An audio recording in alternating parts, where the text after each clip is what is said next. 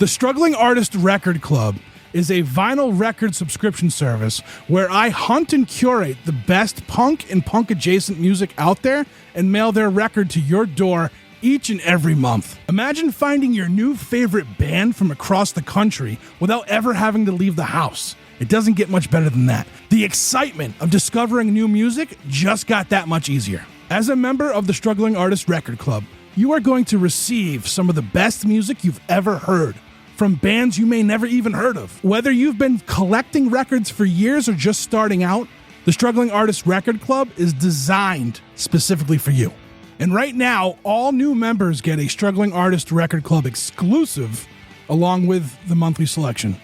So head to StrugglingArtistRecordClub.com, pick a membership, and start building that collection today. You're listening to the Struggling Artist Podcast. People need to be entertained. They need the distraction. With your host, Trev Allen. I wish to God that somebody would do something to block out the voices in my head for 5 minutes.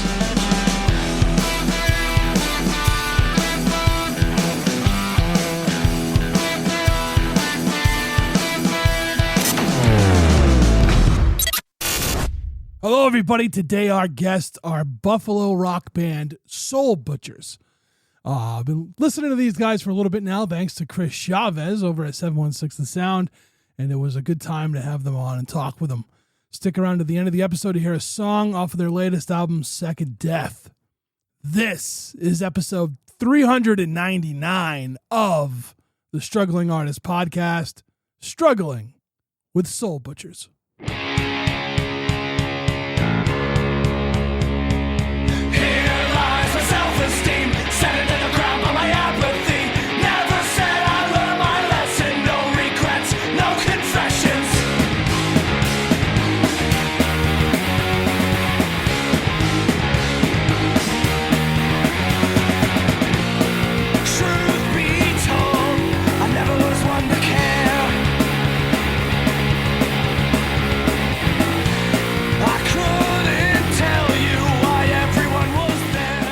I hate the internet, by the way. I'm not a fan. I wish this thing wasn't a thing. Like I have to go on social media. I got to make posts, and I fucking hate all of it. So, I hear you. It's a passing fad. It's not gonna last. So don't worry about it. I remember saying that too. Like, what the fuck is this thing? Right. Oh, when I was young and dumb. Now I'm just old and stupid. Now, you know. The internet was cool until everybody found out about it. All right, so you guys started as a 3-piece in 2013, right? Is that what we said? Yes. Well, yeah. Around that time. Around that time, yeah. I mean, it started out. It was just Justin and I, and he was playing drums and singing. And I was playing guitar, but we never played a gig like that. That was just we wrote a few songs like that. Then we got Rob on bass, and we were a trio for not long, a few months, 6 months. Yeah, it was a while. You know, was it a year? We had a couple shows with just the three of us. Yeah, but only about 4 or so, I think. And then Dave Reedy joined us on drums, and Justin became a front man. And then after a while, Reedy moved to Philadelphia. We got Joe here, and that's a long time ago now, right? Like, yeah, that was end of 16, beginning of 2017. Okay. So you guys have had the same lineup since around then? Yeah, that's cool. That's cool. I like you guys. I like your sound. It's like, so I know the first time around when, I don't know if you guys ever, like Chris is out in Buffalo, my producer. He's out in Buffalo. Yeah. And so like when we do those roundtable things, like everyone brings a local band. So it's me and another guy that's here, like based out of Massachusetts. And then Chris is in Buffalo. We used to have a guy in Ohio, and like we learned so much about like Midwest punk. It was awesome. But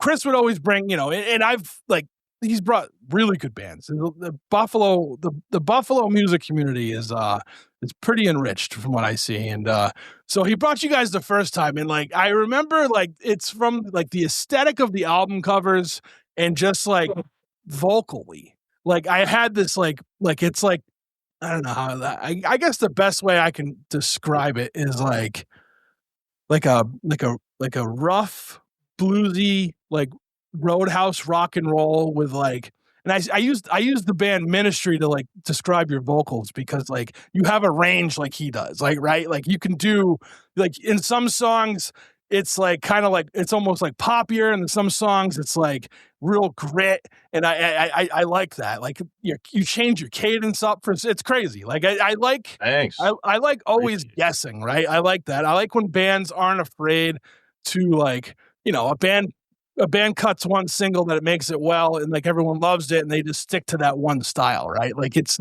Yeah. cool. But at the same time, you guys are constant with your sound too, which is awesome. Like it's cool to be able to change little things here and there and still keep what you guys have made, right? Yeah, the last thing I would want, I don't want to be in a band that just does the same song over and over again, or sticks to a specific genre, like we only do Norwegian black metal or whatever, that's not, I don't know. I guess I grew up listening to albums that every song was different, that's kind of what I want to do. Obviously, yeah, there's a basic aesthetic to the band, I guess, like, but it's, it's kind of weird sometimes where even on this album, there's a couple of songs where it's like, I don't know, this is like pretty out there for us, but I guess we can do that. We can do whatever we want, I suppose. Yeah, right. It helps a lot too that we all kind of like the same kind of music. We all have the same tastes and what have you. So and all of our tastes are pretty diverse too. So it kind of comes out to music where we have different styles of different genres of music kind of mixed together. Yeah, I would say that. Yeah. Mm-hmm. But it really is whatever kind of comes out of the guitars at any given time. It's like. Yeah, if we like it, it's good. There's something else too. Like I noticed like in some songs, like the drums really stick out, and others like it's the guitar. Others like the bass. You can just you know what I mean. Like it's cool to see like there's everything. Like all these parts have to work together to emulate the sound that you guys are doing, and like it's cool. It's cool when you like I want to say like is it the first track has that crazy like kind of guitar like lead in and off the new album and then like there's a couple songs in and like I don't know, I was listening to all your guys' shit on Bandcamp today, so I might be all over the place with this. Like I was trying to figure out which album that Chris had brought before. I think he brought Skin on Fire before. I mean, that's probably it. There's the one we just put out. Skin is the other full length. And Landfall's in there. There's an EP that we threw up during right during COVID. Yeah. And that's Landfall. And then there was one before it called 18 Wheeler that I don't think is on Bandcamp anymore. Yeah, that was our first. That was the first real full length. Most of those songs are on Skin on Fire. Yeah, that's right. Yeah. A little faster. That's when it was just the three of us. 18 Wheeler. Yeah, we recorded it at Electric Pumpkin Patch. Yeah. Right on. Studios. Right on. That's cool. Yeah, and again, like I said with the vocals, like there's a song that's on Skin on Fire, and I can't remember which one it was, but like it was like if like it was like the B-52s on crack. It was awesome. Like it was. I feel like that's. God damn it! I don't know. Burn in Hell, maybe. Yeah, it was. You're more Fred. But yeah, I'm Fred I Snyder. still love that. Yeah. That first album, that was something. I still love that one. There's a lot of great songs on it. That's funny you say that. I've always said I wanted to start a Dead Kennedys cover band. Yeah. Would sing in the style of Fred Snyder. Yeah. And call it the Fred Kennedys. That's awesome. It's a holiday in Cambodia. Which is not right. But it's life. It's kind of, it's a not. subtle distinction, really. It's right. It's not, it's pretty. So he is kind of an influence too. It's funny, yeah. My vocals. Oh, dude, yeah. I love pop that's awesome. all over the place, Yeah, no, it's good, and I just like, I don't know, man. I'm into that whole like different sounding stuff, and like it's like it's just it's a breath of fresh air in today's like like the Spotify world or whatever the fuck. Right. Right. It's very organic. You could say like I don't know. And it's got like an Americana aspect to it, like an old timey aspect to it, although it's like super overdriven and all of that. Yeah, it's at least, that's it kind of started out that way, at least being sort of I don't know, country and blues and all of that, but just like up to, ramped up to 11 kind of thing. And like, Hell yeah. sort of psychotic, Yeah. No, yeah, it's awesome, man. Yeah. It's awesome. But yeah, there's not really like a defined. I mean, yeah, like we're writing this new record and stuff like Antipathy and like Shoot 'Em Down and stuff that's a little more like radio friendly, poppy for us. Utica at the end, those were songs that we like kind of bit our lip. Like, do we do these? Like, whatever. But they became, I remember, being up here writing that stuff and knocking it out and just being like, I don't like, I shouldn't like this. Like, this shouldn't be us. But like, but like, it just becomes these fucking earworms. And then eventually we just, I don't know. I don't speak for these guys. It's weird. I wrote some stuff on this album that I wouldn't have followed through on except for the other guys being like, no, that's great. Keep going, Yeah. And so, yeah, there's some songs I'm not necessarily that comfortable with, to be honest, but I've grown to really like them. And like, it's always good to just go for it. Not, It just seems not like editing no yourself matter, too much. it seems like no matter what we write, no matter what style we do it in, it still sounds like the Soul Butchers. Yeah. Yeah, exactly. And I don't think there's like, that's not, I think what I was getting at is like, there's not really a defined, like, oh, that's not a Soul Butcher song. Right. Like, if we wrote it and we like it, it's a fucking Soul Butcher song. Yeah. Everybody else deal with it. Like, That's a beautiful thing, man. And that's really I think that's anything we've recorded is always like, that's the main thing is like, do we like it? Mm-hmm. We put our name, are we cool put our name on it? And that's what came out. So whatever, I think the initial conception for me anyway was just to be like sort of like kick as much ass as possible, be unpretentious about it, just don't worry about whether it sounds cool or not, but just that if it feels good to play it. That's right. That's right. I don't know. Sounds good. It should sound good, but you know what I'm saying. Yeah. Yeah. Well, I think to me, that's like the genuine thing about like art in general, right? Like you can tell when something's like manufactured to you can to appease people, but like, and then you get the raw stuff that like it's just pure like emotion and like what you wanted to do, and or you just let it go, right? Like I write and I do like what do they call that? I don't know. I call it instinctive writing. Like I just sit there and I'll just start writing with a pen and paper, and I'll just free writing. And then I'm like, all right, now I have this thing. Like, let's kind of fix this a little bit. You know what I mean? And kind of go from there, as opposed to like, oh well, today I'm gonna write. Familiar with that? Yeah. I'm gonna write this kind of story because that's what people like right now. Like I could never do that. Like, that's right. I think you can absolutely feel like whether something's authentic or not, whether it's like something that person had to express or something they're trying to please other people with, you know what I mean? Yeah. And yeah, so it's just, you can just feel if the people, especially with music, you can feel if the people making the music are enjoying themselves. That's right. You know what I mean? Or whether it's just a job for them. Yeah. And that's, I think, something we've got going for us is we love to do it. Yeah. And there's never discussion about, I mean, if the only discussion we ever have about like our people is like gonna like this is like we'll do it and we like it, so we're like, I don't know how people are gonna feel about this, but we own it, we're all about it. So I think as long as for me, if I were to, as long as I like it, I think that yeah. I mean, my tastes aren't that out there. Somebody else is gonna like it if I like it. Yeah, but I mean, yeah, I kind of learned a long time ago. It's like no matter how terrible you are, somebody out there is going to love you, right? One person out of like 1,000 is going to love your stuff. We do better than But it's 1,000, I think. it works the other way. Yeah, I too, hope though. it's- It works the other way. It's no matter how good you are, somebody out there's going to think you suck. Sure, that's So Yeah, there's no well. might as well do what you enjoy doing and That's do it. what you all I love can say rather is than like try to when we please other play, people.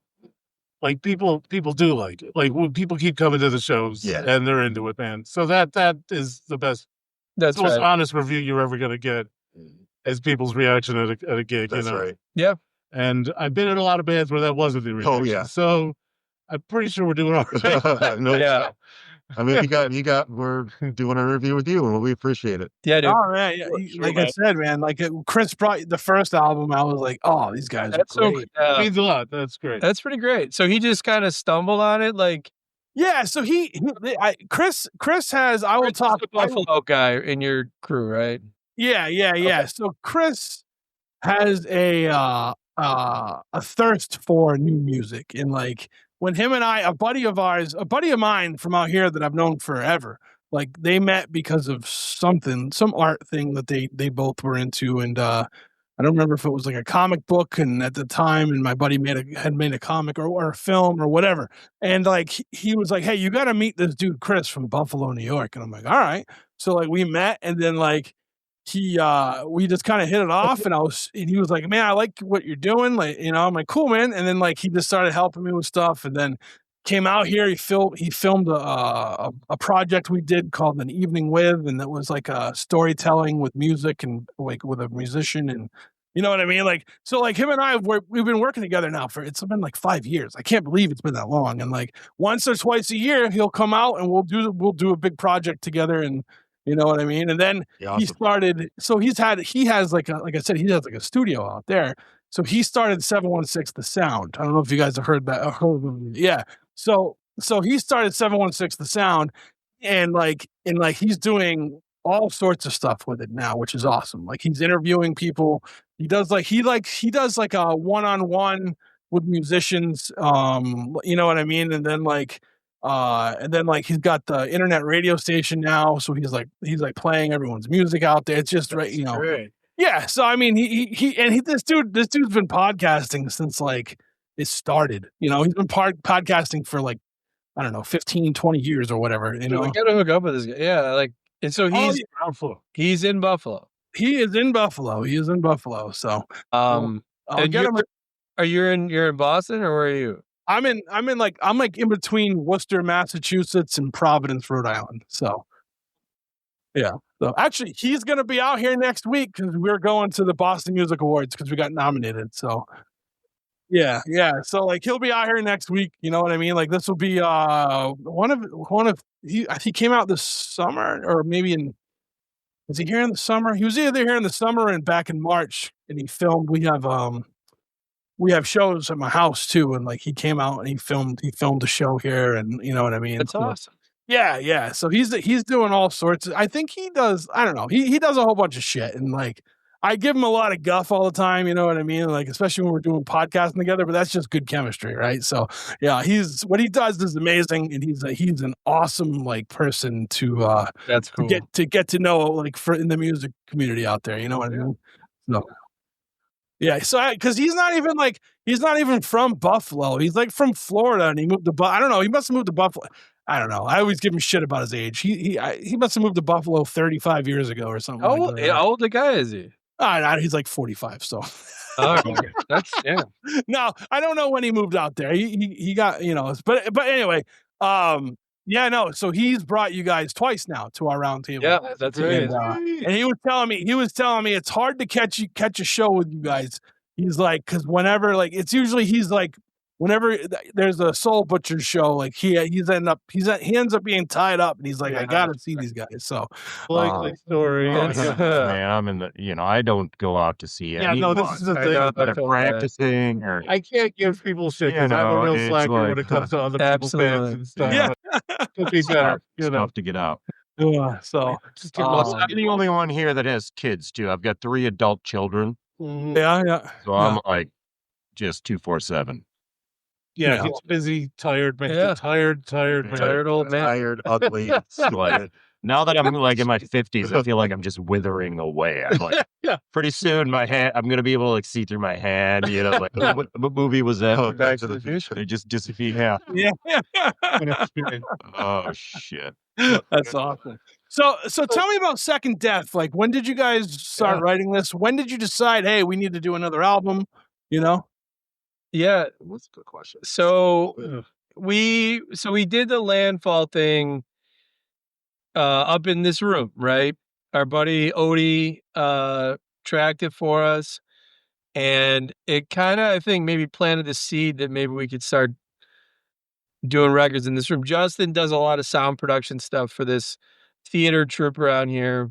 Sound design. Sound design, rather, for so it's called Torn Space Theater, and so he's got the bug for audio production, and he was the first one to really bring it up and be like, we should just start doing the shit in our room. We have like a ton of mics up here. We have, a board, and we have all the shit to We've do got it. great gear. Yeah, we have some gear. So he was like, let's just do our next record ourselves. And like, I remember like, so Al, Rob was on board. Al and I kind of fought it. And then, we were kind of like, yeah, let's just go back to a studio, man. There's like studios around. We did the first one at this one called Mammoth. And we thought we'd just go back to those guys and stuff. And there's, Robbie Goo's got a great studio here. And, there's, places to do it, but we just sort of like, all right, let's try to do it all like ourselves. And so then once I realized like I was going to lose that fight, I flipped from being like, all right, well, we shouldn't do it ourselves to like, I'm going to learn how to do this shit. Mhm.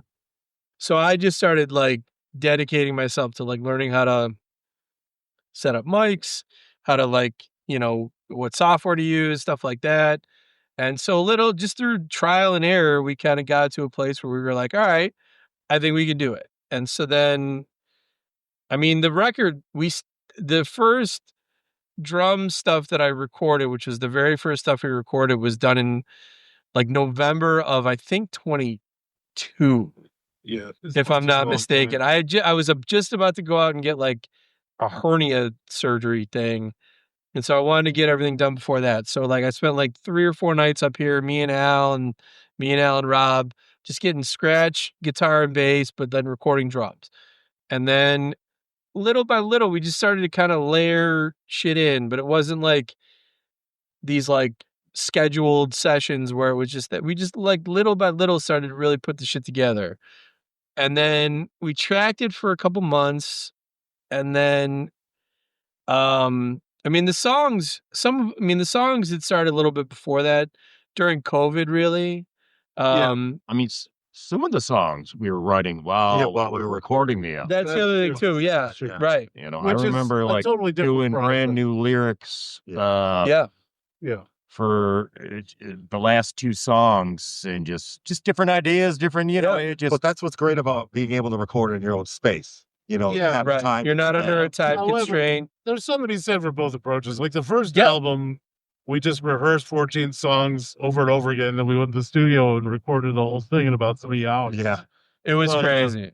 But so that, and then we mixed it for months, Yeah. But that was that. I kind of enjoyed that, just how, bam, we're good. We got it. Yes. And this was a lot more like, oh, I don't know, maybe I didn't nail that guitar. Let's do it again. Or or maybe I just want 5 tracks of the same guitar, just to know what that sounds like. Yeah. And the thing about digital is there's no limit. You can just keep going. So it gets to a point where you just gotta be like, okay, we gotta be done at some point. That was the hardest part, was going, okay, this is everything going in. And then that started the process of mixing, which is what I was really more interested in. And then I tried to mix it. Justin and I both tried to mix it, and it just started taking forever. It was like one of those, I describe it as like the snake kind of eating its own tail, right? Like you learn a bunch of shit and you apply it and do some mixes and they sound all right. And then as you're doing it, you start to learn more shit. So then eventually you start going back and like erasing what you just did and starting it all over again. It just kept happening over and over and again for a long time. Yeah. And it started to kind of become a sticking point. So then at some point last year, I just like my buddy John Angelo, who mixed the Second Death, he mixed Landfall. Second Skin on Fire, we did we mixed ourselves with Mammoth. Yeah, he But John Mammoth, mastered that. He mixed and mastered stuff that Rob and I did in the previous band. That's right. Yeah. And just John is like the guy. He's incredible. And so Absolutely I remember talented. I just was like, okay, I recorded this record, or we tracked this thing ourselves. Here's a song. Can you do anything with it? And sent him all the files, and he, within like not very long, like he got back and was like, here's what I did with it. What do you think? And I was like, oh my God. Like, just like just his different set of ears and a guy with like the skills that it would have taken me years and years and years to develop. And so yeah, he's good. Handed off to him, and we did a couple rounds of mixing, a couple rounds of mastering, and then we had it done spring of last year, and then we hung on to it for a while, and we were trying to figure out how when to put it out and how, and do we do, vinyl came up and all this stuff. And then finally, like everything, it's just like, it becomes a thing where it's like, you got to just release it. You got to just get it into the wild. Mm-hmm. And so then, and that's what I've said for every release from the beginning. That's right. Let's just fucking post it online. Don't just argue about it. Just done for so then we we did, we put it out in September. We were very excited for people here. We did a listening party at this bar that's downstairs from the building that we're in right now. Nice. They were super cool. They were like, yeah, we'll fucking host it. And so we had like it blare through the speakers, and people could buy the shit there. And then the next morning it went out on Bandcamp, and that was it. And so, it was all, if you don't count the very first time we rehearsed a song that ended up on the record, it's like a 3-year fucking process, which is too long. Steve Albini would not have approved. Yeah, no, and a lot of it was just mixing, and then mixing. Well, a lot of writing, and then being like, no, take that out. There was at least a handful of songs. Yeah, that was the thing, is like that was writing the song. It was, but it was nice because now we know we could do it. Yep. I think the next one will be a lot quicker. That's what I mean. Like, now next time we're going to a studio. I learned. There we go again. I learned I learned so much about mic placement and mixing and stuff like that. I feel like eventually we're working towards being a completely self-contained unit. But that's awesome. But for right now, like, it's nice to have allies like Angelo and these other guys who can just put their spin on it, man. It was it's, if you like that record, John Angelo, I can't say enough about it, has a lot to do with that. Yeah. So yeah, man. Sometimes tinkering will hinder, will get you just caught up in it, and you won't. Oh yeah. So much I do. I just tinker too much, and I'm like, because I want it to be perfect, right? I do feel like we're a band where like the spontaneous energy of it is a big part of it. The appeal of it. You don't want to diddle that away, and make it sound like too fucked around with. You know what I mean? Yeah. But I don't know. It's still very good, right? Yeah, no, we're super proud of it. We have not done a super good job of hyping it, because when we put it out, we were in the midst of getting ready for this like annual Halloween thing that we do. Oh yeah. So we have not really learned I Get Signed by Bad Brands in a month. Yeah.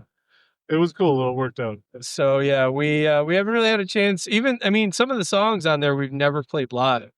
Yeah. So that's we're gonna start to really drill those, and then we'll do like a more sort of proper like live release thing at some point, I think.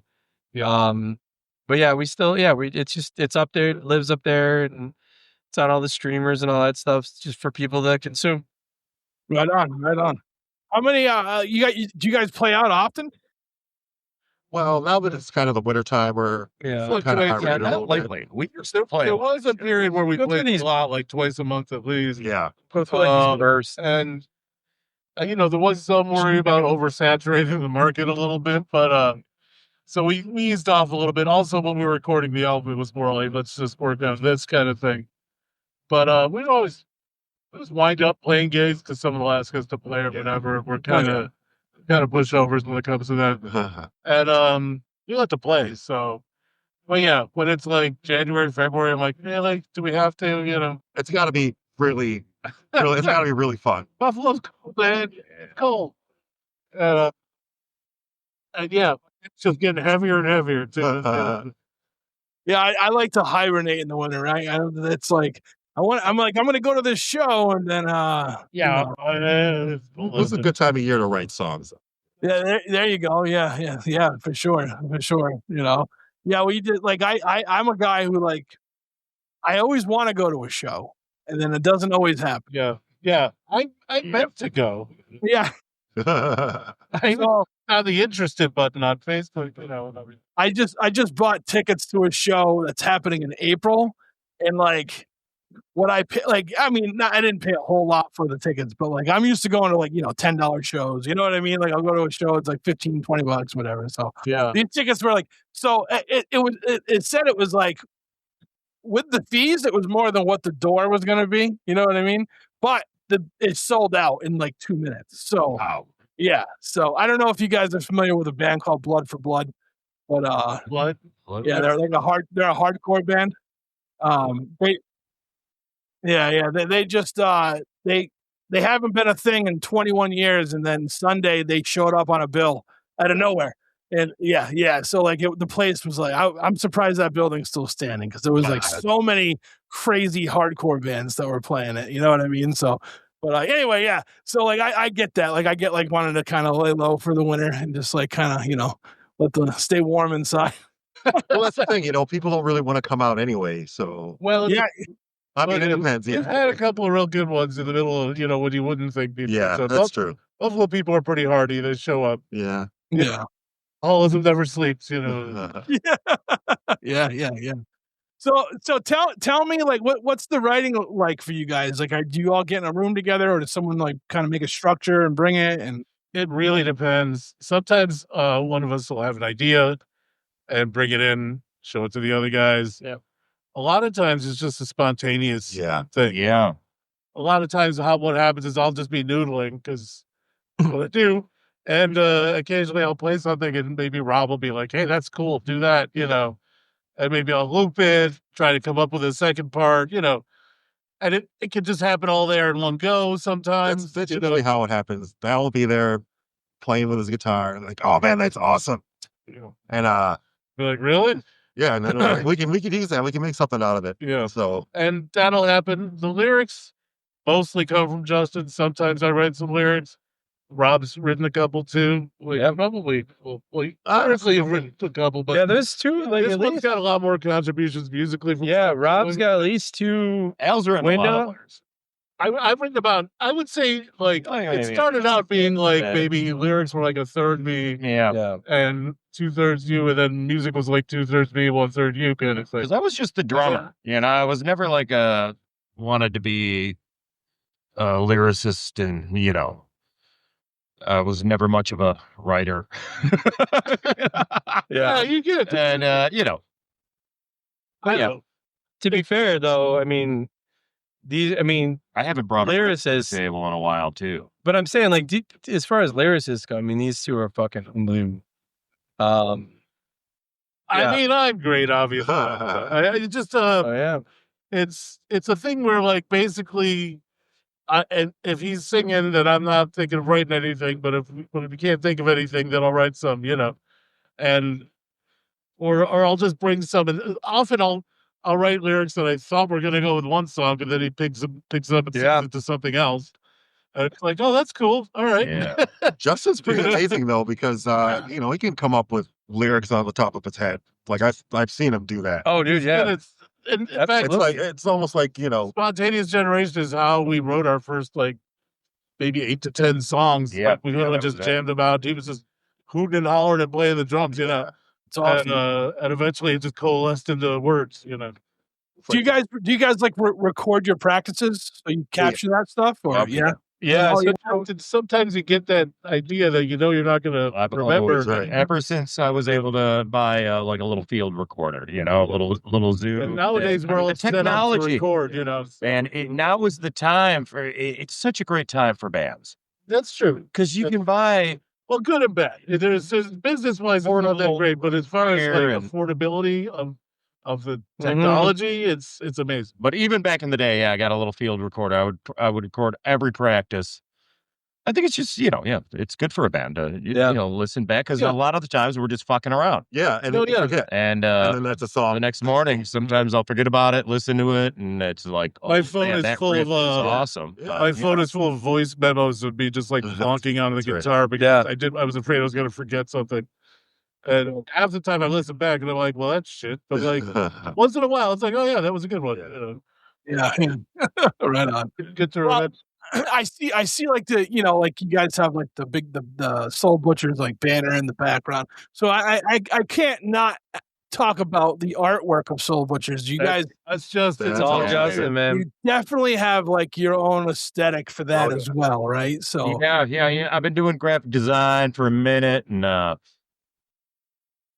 just love it. The bomb, we call him Bomb Balloon Guy, but his name is Butch. We started calling him Butch, and it's kind of like I was obsessed with Iron Maiden's artwork growing up. Kid, Right. I grew up in the 80s, and I was born in early 70s, grew up in the 80s, and was always just fascinated by art and mostly rock and roll artwork. So he's kind of like my Eddie, And he's on the Second Death cover, like, Dad lighting the flowers. Yep. And Yeah, we sell a lot of T-shirts. I think a disproportionate number of T-shirts for a local band. You see people walking around wearing them. They might not even know who the hell we are sometimes. I think. And they just look good, They just kind of look good. They got it's like a good design. He's cool. He's a pretty. It is a nice. It's something that I think a lot of bands don't. I mean, you never want to get into a band to, just to. The visual identity doesn't.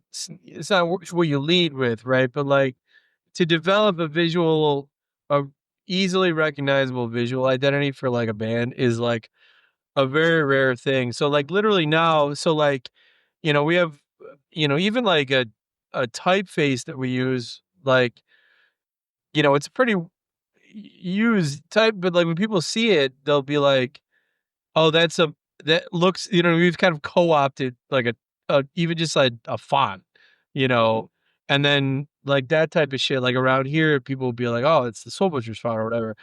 Like it's pretty cool. Yeah. So like, we could put something out that just has Butch on it and people know right away, like what it is, or even just stuff in the font. It's kind of cool. So that helps us a lot. And it just looks fucking amazing. Justin's like, we got real honest in the band. it doesn't surprise me that the thing you led with was vocals and artwork, because that's both comes from Justin. right on. Yeah. So do you guys have any physical media out there? Or are you strictly digital right now? We did. We have some CDs, but not of the new. Yeah, I do want to press out at least to run a CDs just to give people an excuse to give us money a gig. That's right. You know what I mean? Like I know not everyone's got a CD player anymore. That's the tricky part. Like, no, I don't even have a CD. I don't have a CD. yeah, we did a couple runs of Still got one in the car. CDs of Really? of the first record, Skin on Fire, and then this one we would love to do vinyl. I mean, we always want to do vinyl. Like we're those guys. It's just fucking real expensive. Do you do a GoFundMe or something? I don't know. That's the thing is like, I mean, we don't have a label. A lot of bands doing. We don't have label support. We don't have people like, that can front the shit for us and everything. And so that's the tough part is you're paying quite a bit of money to press vinyl that you're not going to make a ton of money on because you don't want to price it so outrageously that it people aren't going to buy it, right? So, but yeah, eventually, I mean, yeah, if we could I'd find, like to have one, even though I don't know. yeah. Absolutely. So I think at some point, yeah, we'll either save the money ourselves or try and do some sort of a crowdfunding thing or pre-order thing or something like that and give on it. But yeah, as of right now, it's just we kind of meet people where they are. Everybody's Hey, we're open to suggestions. downloading stuff, right? So yeah, I mean, maybe you know what we should do then. right. I mean, I like vinyl. I don't know if you can see behind me, but I divested too early, basically. yeah, I spit it too. I DJ. My DJ Donut. Yeah, that's right. DJ Donut. he does, Look yeah. around. On the scene for a minute. I spin all vinyl. it's all vinyl, yeah.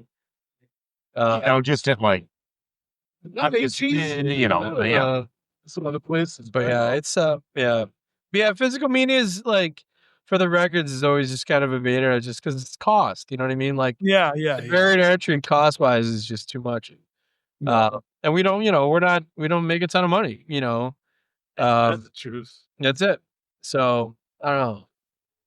One day, right? That's what I mean. Yeah. That's what I mean. We're open, we try and do stuff like this. I mean, the idea is like, I don't know if you guys talked about this when I was in the thing, we were talking about playing shows and stuff, but like trying to get out of playing shows here and getting out to Boston or wherever. I mean, Rochester's become a nice little second thing for us, and they're very. I mean, they're Bugjar really like. yeah, they're We little, like them. Doug and Bobby like from Bugjar like we've been ingratiated to that, which is awesome, and just trying to get to other places. We did a show in Brooklyn a month before COVID fucking started, and we got the bug for it, and we were like, oh, this is it. And then COVID fucked everything, and but yeah, that's the next frontier is to start doing shows out of town and just getting in front of new people. Like that's the thing. So like when this came up and it was like new people basically like coming on with you guys and stuff, like get out to your audience and get out to other audiences and shit like that. Like that's I don't know, there's not a recipe for success, but I feel like it includes that. Yeah. But we also really appreciate you guys hyping us up and talking about us. Yeah. Oh hell yeah, man! Like I said, like I hadn't like cool when Chris put like, so we have like an ongoing chat, the three of us, right? And like Chris put the album in there, and I just saw Soul Butchers, and I was like, so like, and I got to tell you, if your albums are any indication on how wild your shows will be, that's the thing, right? Is the live show. The live show is the thing. We're way out of live. The biggest compliment that we so ever much better live. The biggest compliment that we could ever get on a record is that we captured the live thing, because we are very much a live band. Yeah. It's a whole thing. So that was when Skin came out. Yeah. That was like the one thing I heard the most was like, it sounds, you kind of captured the live sound, which is like, oh, good. That's what I wanted to do. Yeah. Like the catharsis of it, Yeah, that would be amazing to see you guys. So maybe we'll talk after this. Maybe I can get get some email addresses up for you guys on Let's do it. Yeah. Take a little who to talk to and stuff. Happy to do it, man. Yeah, hell yeah. So all right, so like what's next? You just put this record out. All right, are you guys writing another one right now, or no? Well, they don't know about ideas. I actually do have a couple of ideas. Yeah, no, that's for the next time we practice. I was kidding. Yeah, like I said, we just played this Halloween show, so we just the Halloween show. We just sort of wasted a lot of energy learning an album to play one gig. We played, and now we're back to us. Annual Halloween show at Nietzsche's. Yeah, with the Irving Claws. Yeah, and they're fantastic. I don't know if you're familiar with the Irving Claws. No, an album called Demon Tarts. Oh man, oh yeah, Claws are they're the best. Claws with a K. Yeah, they're sort of a I don't know if I call him psychobilly or Yeah, the bass player used to play with the Quakes, which was an old psychobilly band. I think he played on the album for Tiger Army, which was Rancid's. Oh yeah, Yeah, he played on their first album. that's He was cool. invited to play. They're absolutely amazing. But we play this show every year, and we do a Halloween thing. And this year, yeah, we did Bad Brains, Eye Against Eye. Yeah, And yeah. it took a couple months to Yeah, I think we did it. we released the album, then we went right into Bad Brains. It's not easy stuff. And That's that sucked. I mean, it was So the year before we did the soundtrack to Repo Man. Yeah, before we did Devo. Then we did Devo, we did the Ramones, the Dead Kennedys. So it's like kind of our yearly, all right, Halloween's a couple months away. Yeah, Everything. It's kind of the one-time show. It's a growing experience too, just as a musician to learn. Absolutely. Yeah, It's a right. class, man. So it's Learn shit that you didn't think you could play, and suddenly you could play it. It's like, oh, I got a little better, I guess. Yeah. See, Halloween is like the end of the Soul You Butchers. can Like see a lot of the shows on YouTube. We go pro them all. I mean, the sound, it's not. the Devo one is up there. The Repo Man one is up there. Yeah, I think that's it. yeah. We got some video from Bad Brains, but it got fucked up. But yeah, no, it's yeah, like Halloween's like the end of the Soul Butchers like fiscal year. Like yeah. so like once we finish that, we kind of go into like there's like a chill mode. like a little refractory period. And then and then we'll back start. to it. Yeah, like and then I usually like spend the last 2 weeks of the year in North Carolina and stuff. So there's not really a lot of time to get going with new shit. So we'll just come up and hang out. Well, we gotta learn this album to play live. Yeah, we're gonna start. Yeah, we're gonna. I mean, like it might even happen. A couple songs we haven't even There's a played. few songs that we don't know. That Honest to God, it might happen right after we get done with this. Like, I might just pick up stuff, start playing it. Like, right. But yeah, like, so yeah, we'll start working on new stuff, and then, I mean, not that's the thing is we're all wired up to record here, and we can do it all. So like, we might even start doing one-off little, to do a song, right? Record it, mix it, master, and pass it up. Who knows? Yeah, it's kind of wide open now as to how we proceed. But it's always been, we're all kind of ADHD guys, so it just kind of happens the way it happens. You know what I mean? It's not necessarily a method to it. But yeah, we'll start getting back into it soon, and I don't know. Like we could have a new record next year. Who knows? Like, well, I don't know. Yeah, there's not really. But I mean, as of anything officially next, like, there's not. Like, we've kept it wide open. I mean, I hope to be writing some new songs in the next couple of months. Oh, absolutely, yeah. And then we'll get back into doing shows. Usually toward like the end of February, March, January.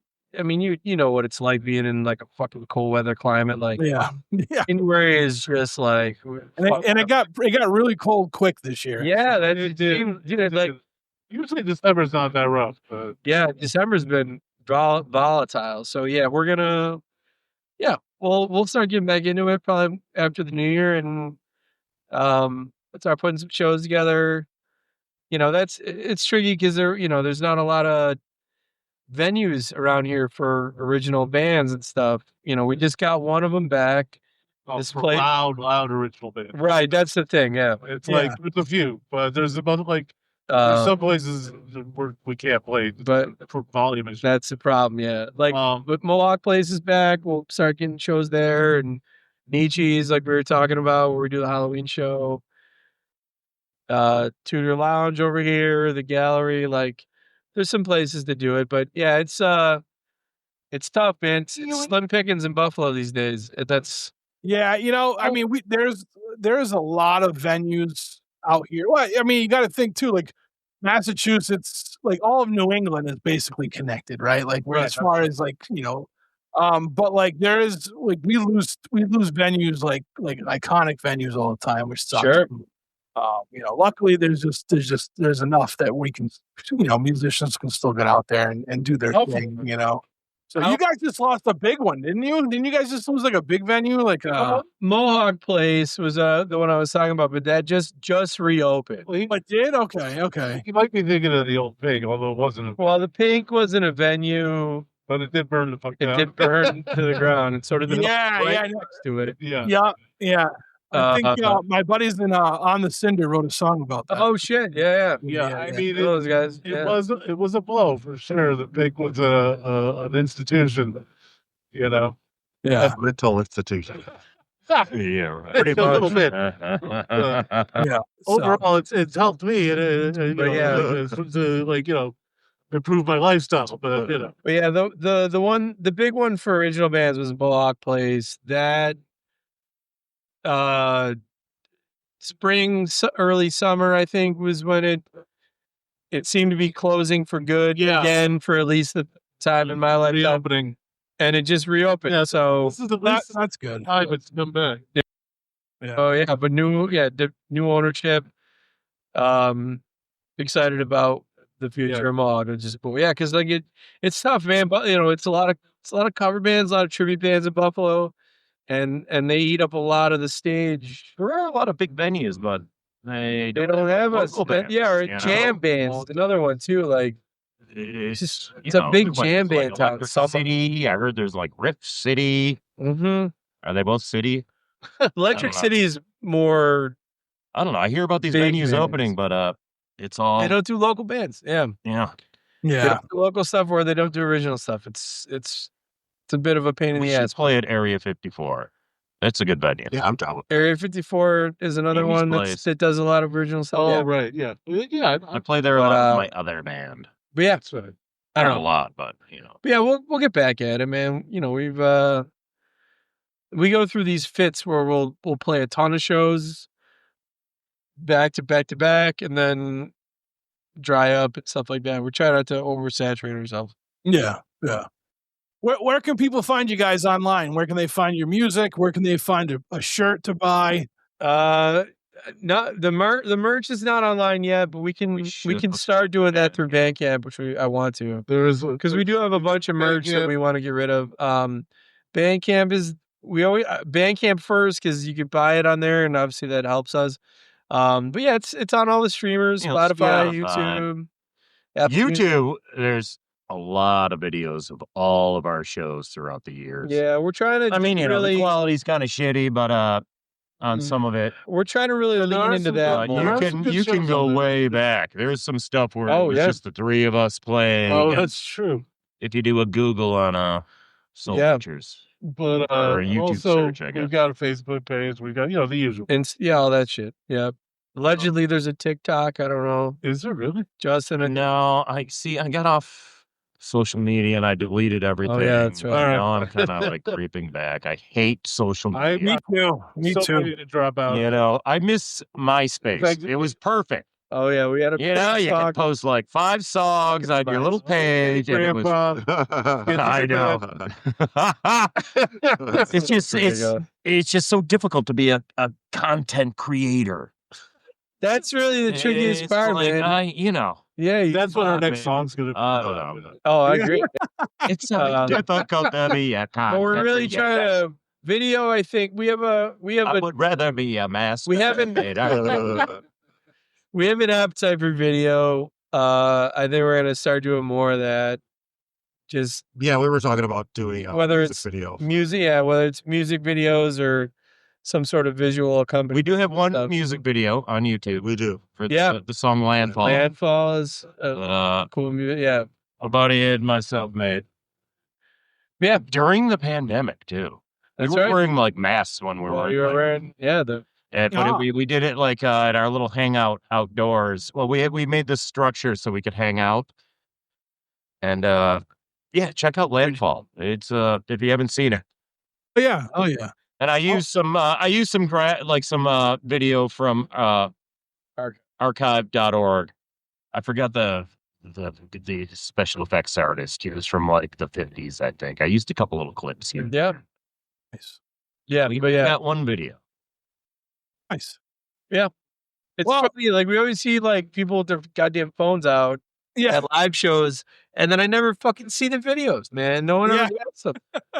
Like, there's probably hours of it out there, but no one's posting it. But yeah, we're just wherever you get your shit, man. Yeah. You know, what's up? Cool. Well, listen, man, I hope to see you guys at some point. I think I would have a lot of fun on a Soul Butcher show. Fucking hey, dude. Let's make it happen, man. We'll come, Yeah. I'll come out there.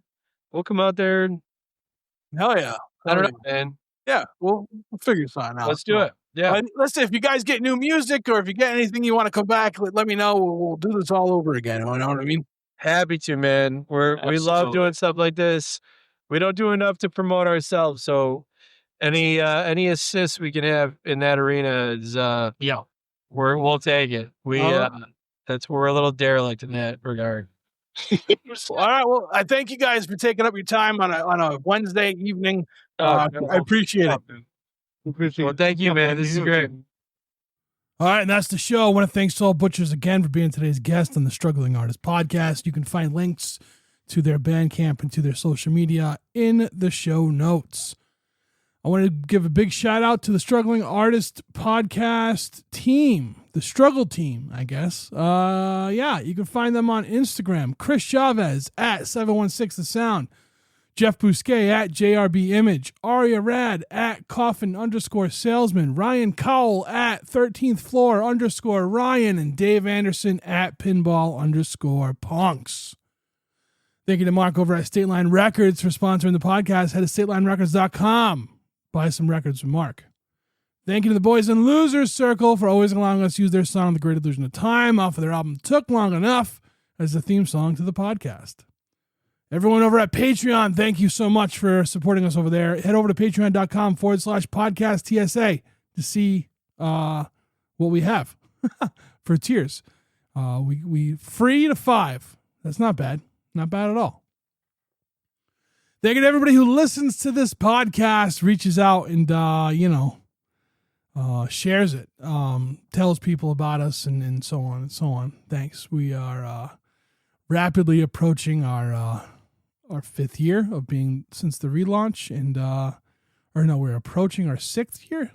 I don't know how time works of the relaunch, and I want to say thank you all for continuously listening to this podcast, even though I don't know how